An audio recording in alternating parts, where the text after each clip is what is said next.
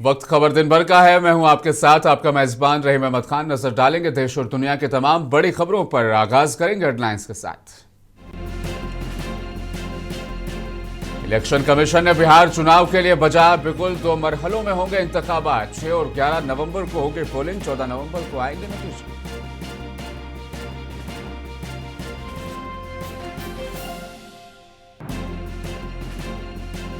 Chief justice पर हमले की कोशिश। वकला तंजीमों की सख्त मजम्मत। वकील राकेश किशोर की वकालत मुअत्तल।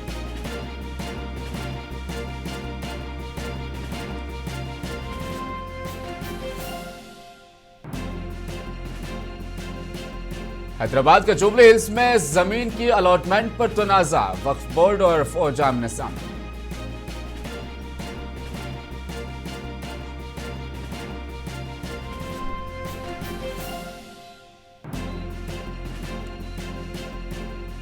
और वादिय कश्मीर में मौसम सरमा की आमद के साथ ही सयाहों की बड़ी तादाद ने किया पहलगाम का रुख।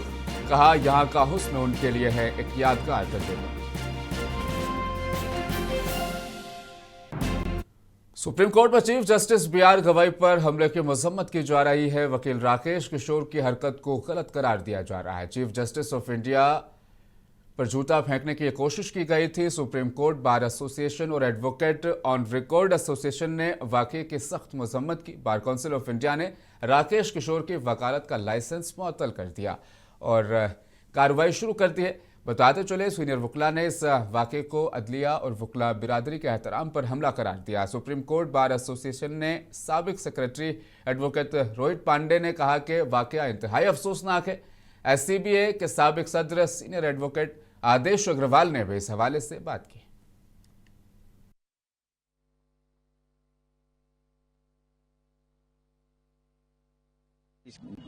जो व्यक्ति का, एक वकील का जो कार्य है उसको हम कंडम करते हैं। इस तरीके की सिचुएशन नहीं होनी चाहिए। कोई भी किसी के विचारों से डिफरेंट व्यू रख सकता है, परंतु डिफरेंट व्यू होने से का मतलब ये नहीं है कि ओपन में इस तरीके की कोर्ट के हियरिंग में जो है कोई दखल अंदाजी करे और बदतमीज। पुलिस को अपने आप जो है एफआईआर लिखकर इन्वेस्टिगेशन करके चार्जशीट फाइल करनी चाहिए और ट्रायल के लिए कोर्ट में भेजना चाहिए। ये तूल देने वाली बात नहीं है। अगर इस तरीके से हम तूल ना देने के कारण से इस तरीके से एक्शन ना लें तो मेरा ये मानना है इस तरीके की घटनाएं और भी वकील, आम जनता, लिटिगेंट करेंगे और उनको यही लगेगा कि कोर्ट्स बड़ी दयावान हैं, कोर्ट नहीं चाहती है कि तूल दिया जाए, इसलिए उनके ऊपर कोई एक्शन नहीं होगा। देखिए, आज की जो घटना है बहुत ही दुखद घटना है कि एक कोर्ट में वो भी लॉयर ने अगर असॉल्ट किया है, करने का प्रयास किया है, तो एक हम इसकी कड़ी निंदा करते हैं। देखिए, हमारे बार के वो मेंबर हैं जो हमने अभी इंक्वायर किया और पता चला कि वो 2011 के मेंबर हैं। बट बहुत ही दुखद घटना इसलिए हम कह सकते हैं कि जो पता चला कि लॉर्ड विष्णु के मैटर्स में उसमें जो कमेंट आया था ऑनरेबल सीजीआई का, उसी पे ही उन्होंने ऐसा प्रयास किया है। तो ये बहुत ही दुखद घटना है। सुप्रीम कोर्ट में Chief Justice of India BR. Gavai की बेंच को सामने एक वकील ने हंगामा किया। वकील ने जज की तरफ जूता फेंकने की कोशिश की, जबकि सिक्योरिटी एहलकारों ने वकील को हिरासत में ले लिया। कांग्रेस लीडर राहुल गांधी ने इस वाकये की मजम्मत की। उन्होंने कहा कि चीफ जस्टिस ऑफ इंडिया पर हमला हमारी अदलिया के वकार और हमारे आइन के रूह पर हमला है। इस तरह की नफरत की हमारी कौम में कोई जगह नहीं और इसकी मजम्मत की जानी चाहिए।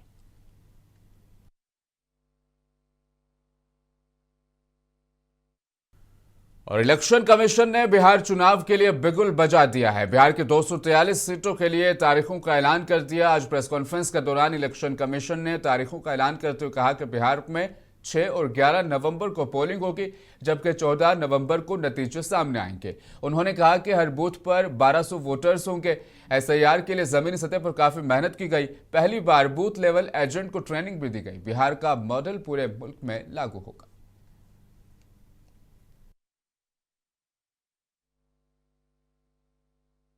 बिहार के चुनाव 2 फेजेस में होंगे। पहले फेज के डेट गैजेट नोटिफिकेशन 10 तारीख को आएगा, दूसरे का 13 को।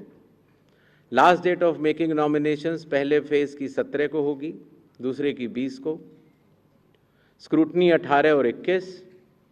विड्रॉल की आखिरी तारीख 20 अक्टूबर और 23 अक्टूबर। और डेट ऑफ पोल 6 नवंबर थर्सडे और दूसरा 11 नवंबर ट्यूसडे।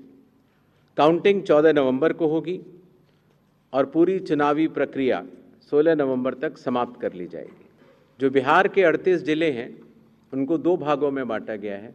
जो आप पीला रंग देख रहे हैं वो फेज़ 1 है और जो आप गुलाबी रंग देख रहे हैं वो फेज़ 2 है। बिहार के आम चुनावों के साथ साथ 8 बाई इलेक्शंस भी होंगे। जम्मू कश्मीर के 2, बडगांव और नगरोटा, राजस्थान के अंता, झारखंड की घाटशिला, तेलंगाना जुबली हिल्स, पंजाब में तरन तारन, मिज़ोरम में दम्पा, उड़ीसा में नौपादा। इनकी तारीखें भी अलग अलग कॉन्स्टिट्यूंसी के हिसाब से यहाँ पर दी गई हैं।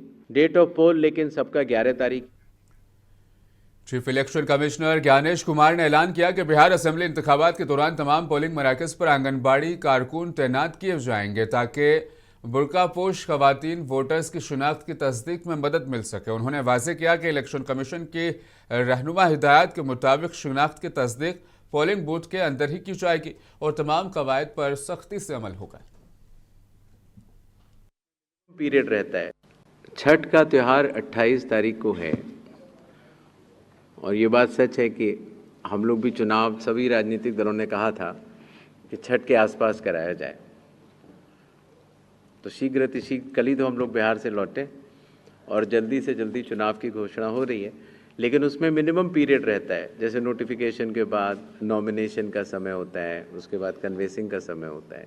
तो वो सब देखते हुए अगर आप शेड्यूल को देखेंगे तो शायद इसके पहले चुनाव नहीं कराया जा सकते थे। जहाँ तक बुर्का नशीन की बात हो रही है, पर्दा नशीन लेडीज़ की, तो आइडेंटिटी के लिए जो हमारी आंगनवाड़ी सेविकाएं हैं वो हर बूथ पर उपलब्ध रहेंगी और आवश्यकता पड़ने पर उनकी चेकिंग होगी। कमीशन के निर्देश इसमें पूर्णतः स्पष्ट हैं कि पोलिंग स्टेशन के अंदर किस तरह से आइडेंटिटी का वेरिफिकेशन होता है और उनका कड़ाई से पालन किया जाएगा। बिहार असेंबली इंतखाबात 2025 की तारीखों के ऐलान के बाद रियासत की सियासत में हलचल तेज हो गई है। आरजेडी के रहनुमा तेजस्वी यादव ने इस मौके पर कहा कि यह तारीख बिहार के सियासी तारीख में सुनहरे हरूफ में दर्ज होगी क्योंकि अवाम अब तब्दीली चाहती है। उन्होंने वज़ीर आला नीतीश कुमार की हुकूमत पर सख्त हमला करते हुए कहा कि गुज़श्ता 20 वर्षों में बिहार को सिर्फ जराइम, बदनवानी, अफसरशाही और घोटालों का सामना करना पड़ा है। बिहार के लोग जो है इंतज़ार कर रहे हैं और ये जो तारीख जो है ये बिहार के लोग भविष्य में अगर इतिहास पढ़ेंगे पन्नों में तो ये सुनहरे अक्षरों से लिखा जाएगा। जो तारीख जो 14 नवंबर का जो तारीख होगा, यानी बिहार के लोग बदलाव चाहते हैं। बिहार के लोग जो हैं इस बार महागठबंधन की सरकार चाहते हैं।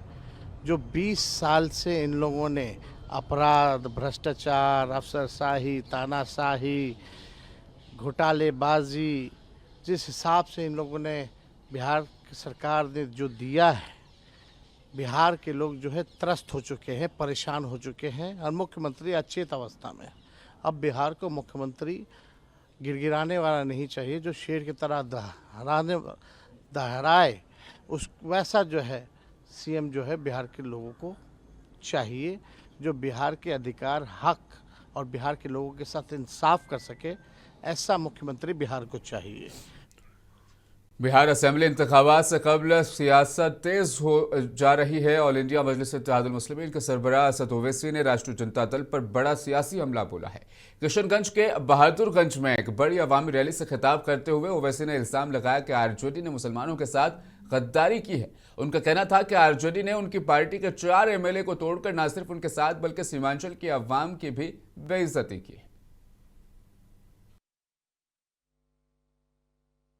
जो लोग समझ रहे थे कि 4 को तोड़ लिए तो ये लोग कमजोर पड़ जाएंगे, मैंने कहा 4 का जवाब 24 से दिया जाएगा इंशाअल्लाह ताला।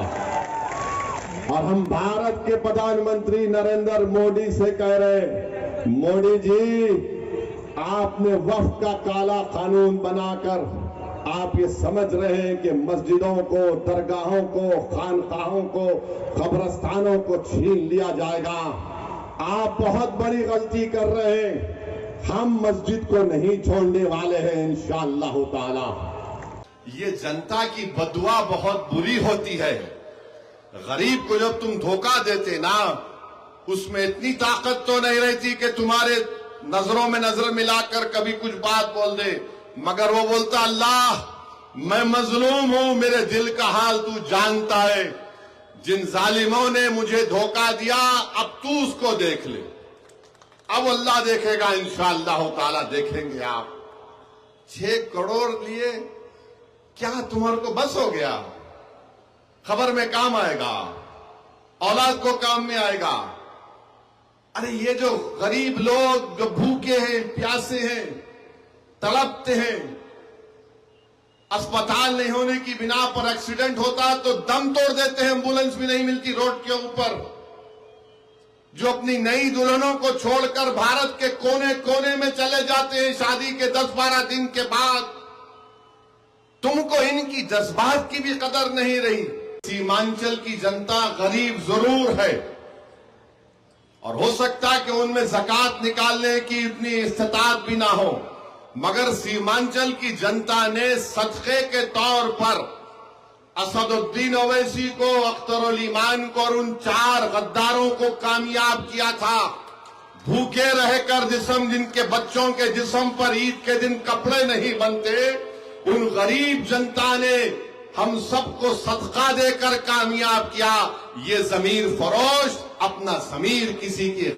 कांग्रेस लीडर राशिद अल्वी ने कहा कि बिहार में मुंसिफाना असेंबली इंतखाबात के लिए इलेक्शन कमीशन पर भरोसा नहीं किया जा सकता। उन्होंने कहा कि जिस तरह से असेंबली इंतखाबात की तारीखों का ऐलान हुआ है, उससे लगता है बीजेपी जो चाहती थी उस पर इलेक्शन कमीशन ने अमल किया। इलेक्शन कमीशन को तमाम सियासी जमातों से मशवरा करने के बाद फैसला करना था। उन्होंने कहा कि मुझे यकीन है कि अगर बिहार में मुंसिफाना इंतखाबात होते हैं तो बीजेपी और नीतीश कुमार की हुकूमत कभी इक़्तिदार में नहीं आएगी।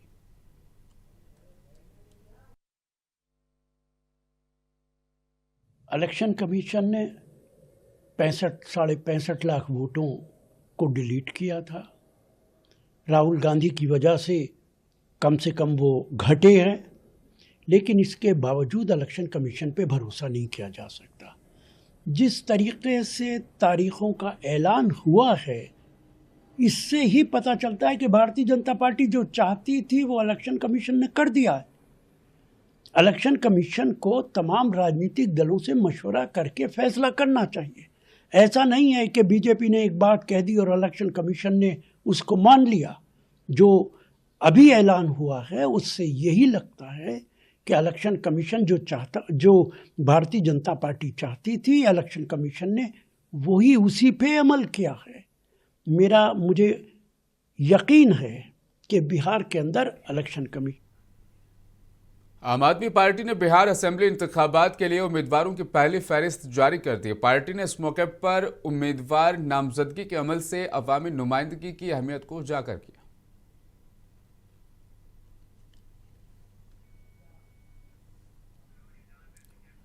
तो इलेक्शन कमीशन ने बिहार असेंबली इंतखाबात के शेड्यूल का ऐलान किया। इस ज़मन में शिवसेना यूबीटी के रुकन पार्लियामेंट प्रियंका चतुर्वेदी ने कहा कि मुझे उम्मीद है कि बिहार तब्दीली की सियासत लाएगा, रियासत में तब्दीली की हुकूमत आएगी। उन्होंने कहा कि बिहार के लोगों को बरसों से धोखा दिया जा रहा है। बिहार सिर्फ बदहाली की तरफ रहा है। बिहार में मुस्बित तब्दीली के लिए वोटिंग होगी। उन्होंने कहा कि मैं बिहार में हर एक से दरख्वास्त करती हूं कि नई हुकूमत को वोट दें। मैं उम्मीद करती हूँ कि बिहार अब बदलाव की राजनीति लाएगा, बदलाव की सरकार लाएगा। इतने सालों से उनको ठगा गया है, बिहार की जनता को ठगा गया है। हर 5 साल में कहा जाता है बिहार में बाहर लाएंगे, पर बिहार को सिर्फ बदहाली की तरफ लेकर गए हैं।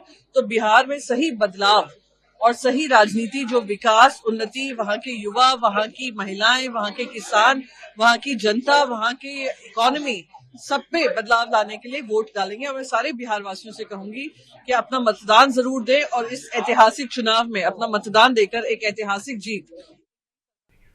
तेलंगाना हुकूमत और तेलंगाना इंडस्ट्रियल इंफ्रास्ट्रक्चर कॉरपोरेशन को बड़ा फायदा मिला है। हैदराबाद के नॉलेज सिटी रायदुर्ग में जमीन की नीलामी के दौरान तारीखी रिकॉर्ड कायम किया गया। यहाँ पर 7.67 एकड़ जमीन फी एकड़ 177 करोड़ रुपए की गैरमामूली कीमत पर फरोख्त हुई। तेलंगाना में किसी भी सरकारी नीलामी में हासिल होने वाली ये सबसे ज्यादा कीमत है।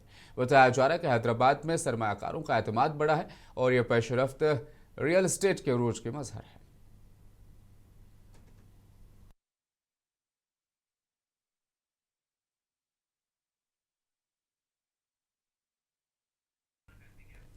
हैदराबाद के शेखपेट इलाके में कब्रिस्तान के लिए मुख्तस जमीन पर तनाज़ा खड़ा हो गया है। फौजी हुकाम ने अलॉट करदा जमीन पर काम रुकवा दिया। तेलंगाना हुकूमत ने मस्जिद गैराबाद के तहत वक्फ ज़मीन करार देते हुए कब्रिस्तान के लिए ज़मीन मुख्तस की थी। जब Telangana minorities residential educational institute society के चेयरमैन फ़हीम कुरैशी और कारवां के एमएलए कौसर मोहिउद्दीन अलॉट करदा ज़मीन पर पहुंचे तो फौज के अहदेदारों ने ज़मीन को डिफेंस इलाका करार देते हुए काम बंद करा दिया। तेलंगाना वक्फ बोर्ड के चेयरमैन अजमतुल्लाह हुसैनी ने कहा, यह ज़मीन वक्फ रिकॉर्ड में दर्ज है और किसी किस्म की दरअंदाजी नहीं की जा रही। फौजी हुकाम से बातचीत के जरिए मसाइल हल किया जाएगा। ये वाक़या तेलंगाना में कांग्रेस हुकूमत के लिए सियासी तौर पर शर्मिंदगी का बाइस बना है, क्योंकि इसे जुबली हिल्स असेंबली ज़िमनी इंतखाब से कबल मुस्लिम वोटरों को लुभाने की कोशिश के तौर पर देखा जा रहा है।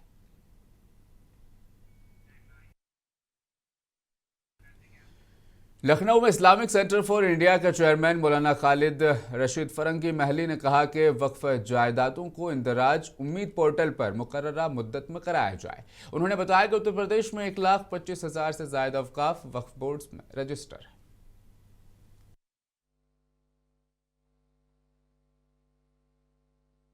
आज इस्लामिक सेंटर ऑफ इंडिया ईदगाह लखनऊ में उम्मीद पोर्टल के सिलसिले में एक वर्कशॉप का एहतमाम किया गया, जिसमें उत्तर प्रदेश सुन्नी सेंट्रल वक्फ बोर्ड के एक्सपर्ट्स ने मुतवल्ली हजरात को इस बात से वाकिफ कराया कि किस तरीके से उम्मीद पोर्टल पर अपने अपने वक्फ प्रॉपर्टीज़ को रजिस्टर कराना है।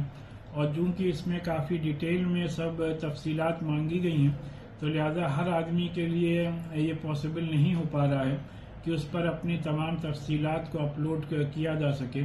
तो लिहाजा इस सिलसिले में पूरे उत्तर प्रदेश में एक मुहिम चला करके लोगों को इस बात से वाकिफ कराया जा रहा है। और चूँकि इसकी 5 दिसंबर लास्ट डेट है, तो लिहाजा गवर्नमेंट से ये डिमांड की जाती है कि इसके डेट को कम से कम 2 साल एक्सटेंड किया जाए, जिससे कि तमाम औकाफ की प्रॉपर्टीज़ को एक सिस्टमेटिक वे में उम्मीद पोर्टल पर रजिस्टर कराया जा सके। जो कि हमारे यहाँ उत्तर प्रदेश सुन्नी सेंट्रल वक्फ बोर्ड में मोर देन 1,25,000 प्रॉपर्टीज़ रजिस्टर हैं और अभी तक सिर्फ तकरीबन 250 ही प्रॉपर्टीज़ रजिस्टर हो सकी हैं। तो लिहाजा इस वजह से बेंगलुरु में अक़लियती उमूर की वजारत ने आज जुनूबी जोन के वक्फ बोर्ड के साथ उम्मीद पोर्टल के हवाले से एक जोनल रिव्यू मीटिंग का इनेकाद किया। इस इजलास में कर्नाटक, तमिलनाडु, आंध्र प्रदेश और तेलंगाना के वक्फ बोर्ड के नुमाइंदों ने शिरकत की। मीटिंग के दौरान वक्फ जायदादों के मौसर इंतजाम, पेशरफ्त और शफाफियत पर तफसीली बातचीत की गई। वजारत ने बताया कि जून 2025 में उम्मीद पोर्टल के आगाज़ के बाद मुल्क भर के तमाम वक्फ बोर्ड को हिदायत दी गई कि 6 माह के अंदर तमाम वक्फ जायदादों की तफसीलात पोर्टल पर अपलोड किए जाएं। जुनूबी रियासतों के नुमाइंदों ने कहा कि उन्होंने इस अमल का आगाज़ शुरू कर दिया है और आइंदा दिनों में इसे तेज़ रफ्तारी से मुकम्मल किया जाएगा।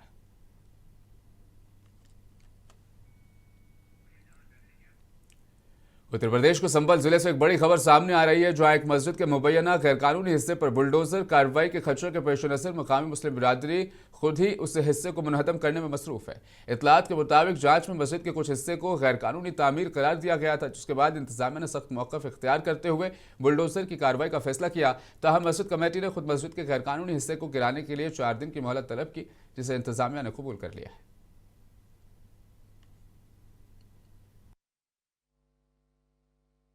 क्या तोड़ा जा रहा है? अब तो जीना तोड़ा जा रहा है, ये पूरा टूटेगा। कितना बचा है यहाँ पे भी काम? ये नहीं कह सकता। कितने दिन का बचा होगा? अभी तो ऐसे समझ लो एक दिन तो लग ही जाएगा, और इससे अलग लगे हो सुबह से? हाँ। क्या चला रहा है उस समय? Healthy machine. मामला ये है, ये जो है ग्राम समाज की ज़मीन में बताते हैं इसको। इसमें जो हमने टाइम मांगा था 4-5 दिन का हाथ से तोड़ने के लिए, तो उस काम को हम जारी रख रहे हैं। कब से चल रहा है? ये 4-5 दिन हो गए।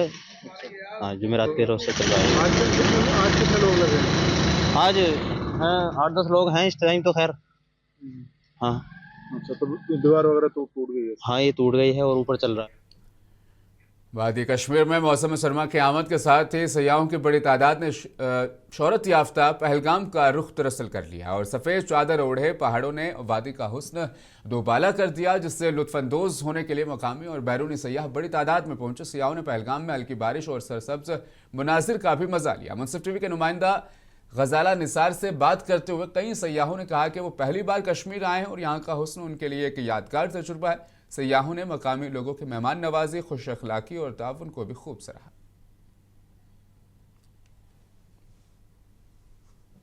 सबसे पहले पेशन गोई जाहिर की गई थी कि वादी कश्मीर के पहाड़ी इलाकों में बर्फबारी होगी, जबकि मैदानी इलाकों में बारिशें होंगी। इस वक्त हम पहलगाम की खूबसूरत वादियों में मौजूद है, यानी शोहर आफाक पहलगाम में मौजूद है, जहाँ पे इस वक्त कौमी और बैनुल अक़वामी सयाह जो है मौजूद है और वो इस वक्त किस तरह से मौसम जो है वो किस तरह से एंजॉय करते हैं, इनसे बात करते हैं। जी, आपका इस्तकबाल करते हैं। कहाँ से आए हैं आप? हम लोग पंजाब से आए हैं। तो हमें बताइए, इस वक्त बारिशें हो रही है तो कैसा लग रहा है मौसम? बारिश में आज ही हमें मिली है जी, श्रीनगर में भी हो रही थी और यहाँ पहलगाम में भी आ रहे हैं, तो बहुत अच्छा मौसम है, बहुत अच्छी बारिश हो रही है। कल हम लोग गुलमर्ग में गए थे, वहाँ पे फेज 2 में बहुत अच्छी स्नो गिरी, जिसका हम लोगों ने बहुत ही लुत्फ उठाया है। तो मौसम कैसा लग रहा है, एंजॉय कर रहे हैं आप? बहुत बढ़िया, बहुत ही औसम। तो कितने दिनों से आप यहाँ कश्मीर में हैं? हम लोग 4 तारीख को आए थे, हमारा 9 तारीख तक प्रोग्राम है, 1 हफ्ते का हमारा ट्रिप है। बात करने के लिए आप अपना नाम बताएं और ये बताइए कब से आप कश्मीर में और कैसा लग रहा है? हाँ, मेरा नाम सपना मनचंद है और हम 4 तारीख से आए हैं। हमें बहुत अच्छा लग रहा है, बहुत अच्छा लग रहा है। हम हिमाचल में भी घूमे हैं, लेकिन कश्मीर में हमें बहुत मजा आया, बहुत एंजॉय कर रहे हैं हम। तो किसी किस्म का डर या जिस तरह से इमेज जो है पोर्ट्रे की जा रही है कि कश्मीर में डर है या? हाँ नहीं, यहाँ किसी किस्म का कोई डर नहीं है, हम जैसे ही लोग हैं। हम मुल्क की कई रियासतों में गुज़श्ता कई दिनों से मूसलाधार बारिश का सिलसिला जारी है और अब ये बारिशें हिमाचल की वादियों तक जा पहुंची। हिमाचल प्रदेश के शिमला में शदीद बारिश के बाद सर्दी में इजाफा देखा जा रहा है। वक्फे वक्फे से होने वाली बारिशों ने शिमला के वादियों में खनके और ठिठुरन वाली फिजा पैदा कर दी, जिससे मकामी लोगों को खासी परेशानियों का सामना करना पड़ रहा है।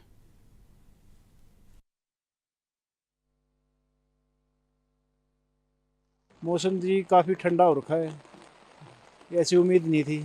हम तो चंडीगढ़ आए हुए थे पहले, तो सोचा शिमला भी घूमें, लेकिन ऐसा पता होता तो नहीं आते, क्योंकि बारिश ने काफ़ी ठंड बना रखी है अभी। तो यही है, अभी सारा मज़ा किरकिरा हो गया अपना। जाने से पहले एक बार फिर नजर डालेंगे हेडलाइंस पर।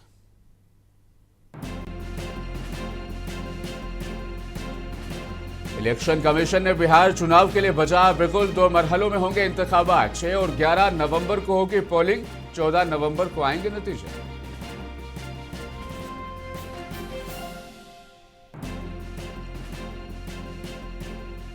चीफ जस्टिस ऑफ इंडिया पर हमले की कोशिश, वकला तंजीमों की सख्त मजम्मत। वकील राकेश किशोर की वकालत मुअत्तल।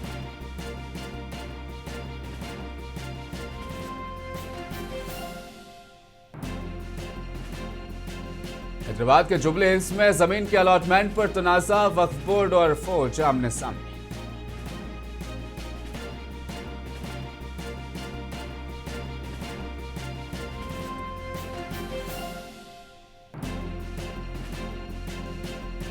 वादी कश्मीर में मौसम सरमा की आमद के साथ ही सयाहों की बड़ी तादाद ने किया पहलगाम का रुख। कहा, यहां का हुस्न उनके लिए एक यादगार तजुर्बा।